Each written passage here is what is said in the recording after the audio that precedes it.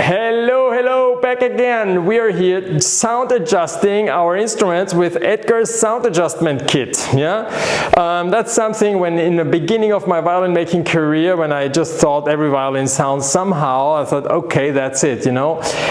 And then certainly Carl Becker in Chicago, he helped me out of all this big mess in sound adjustment, and he opened the world for me. And now colleagues in Cremona come to me, and before instruments are consigned to the violin competition, they show up and they want to sound adjust it with me. Okay, and why? Because I always tried a little bit to go a little bit further on the sound and then go back and understand. And if all components are made how most of my channel is actually explaining, then you can certainly perfectly adjust and park your sound just like on a radio control, like on a joystick, okay?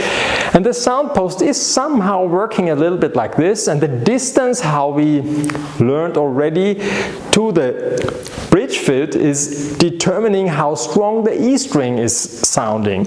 Now your problem is that your G string is weak and lousy, and you want a powerful G string with lots of character. So what could you do? And it's all about where is the bass bar. So now in my sound adjustment kit I have some tiny tools which I learned from Carl.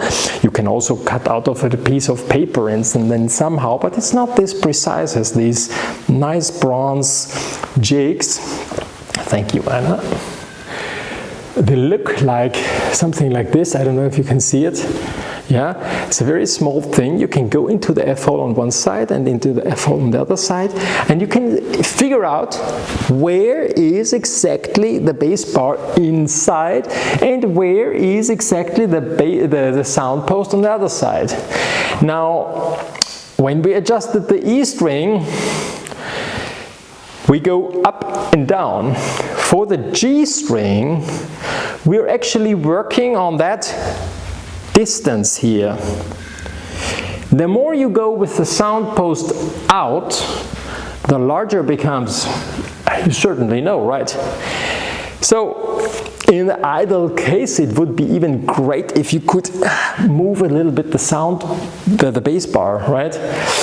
To do so, we usually leave the sound, the bass bar where it is. We just take it for granted that this is it, okay? Even so, if I can construct my own instrument like I do here in Cremona, and this is actually how I make my living, by making incredibly great sounding instruments, I certainly have an idea of where to put the bass bar.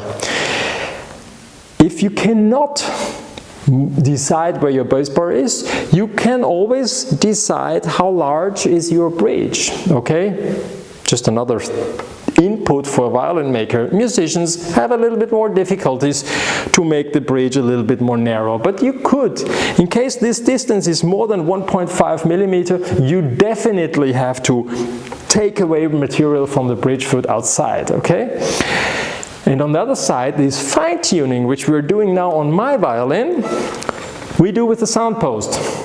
To make the G string stronger, I will show you that if I move this one outside towards the F-hole, now I have to sound very strong here like this, okay, the G string opens up. Now, Lena Yokoyama, she's lovely and came here and shows us how this violin sounds super nice, super nice. You will love it. But then I will make the G string even nicer, okay? Let's hear to it. Come on. Ciao, Lena.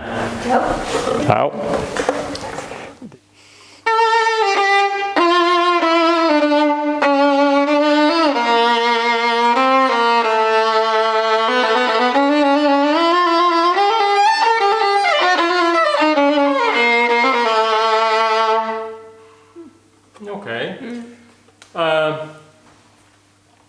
Weak G string. It's tending to become a little bit boxy. Also, this is what I hear. And then now later on, when you see how I adjust it and the G string becomes stronger, it's a different violin. It even seems okay. Now I'm adjusting it and then we'll see. Okay. So now this one here is a small piece. You can bend it on the cello. It's nice too that you can bend it on the violin. Usually I just leave it like this. Here you have a USB cable which is included in the sound adjustment kit. And I got these ones here. I think they're pretty good. And on the violin usually I just put it like this because the light is so strong that I don't need that much light inside. I leave it like this. This one is this vise which I told you before. You can measure the sound post position. We have also the meter inside, which is a super good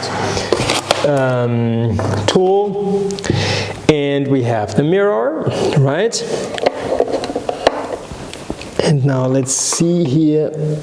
Ooh, this one is inside. I pushed it that much inside. Now I low down the E string because above the sound post there is an E string, so I loosen this one a little bit, so then it's easier to take the sound post out, and I pull it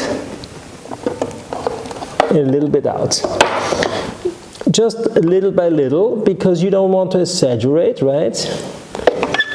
And like this is actually very good, maybe slightly more.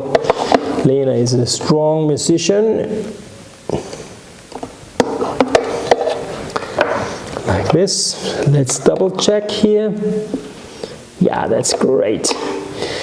So I pulled the sound post outside, okay?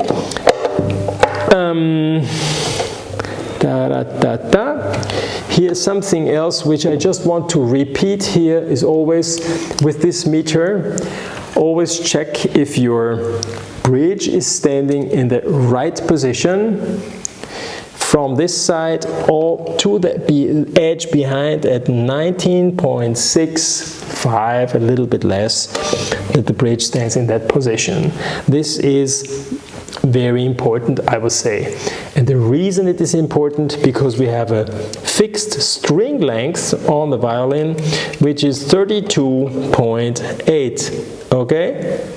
32.8 is the string length of a full-size violin, nothing more, nothing less, okay? Now we tune it.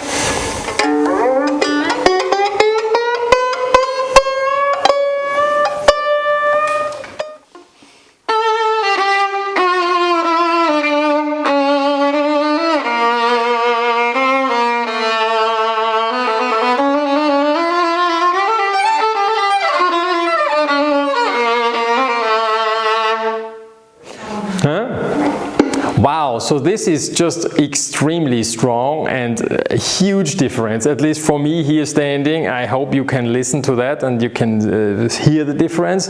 And I just moved it out, let's say, yeah, probably I exaggerated also in putting it before more inside. It was approximately, yeah, 0.8, 0.7 millimeters, which is for a sound post movement a huge quantity. And Lena said before it was, well, you know, everything sounds nice and sounds somehow, but for a professional musician it was immediately responding, and then it was just like blah, and it sounds without having this special effect that that she has the impression that she can create her sound herself. Once it is in the right position, it becomes more challenging even for her, and you can see, at least I could see when I was seeing how she was using the bow, you can see that this is more satisfying. I probably would go even a little bit more outside, but we leave it for now like this. You at home, when you juggle and make your first steps with your sound adjustment kit from Edgar, you just certainly go a little bit ahead until to that point where you feel that now I can feel that it's difficult responding, okay? And then you go back again a little bit. See you next time. Ciao, ciao.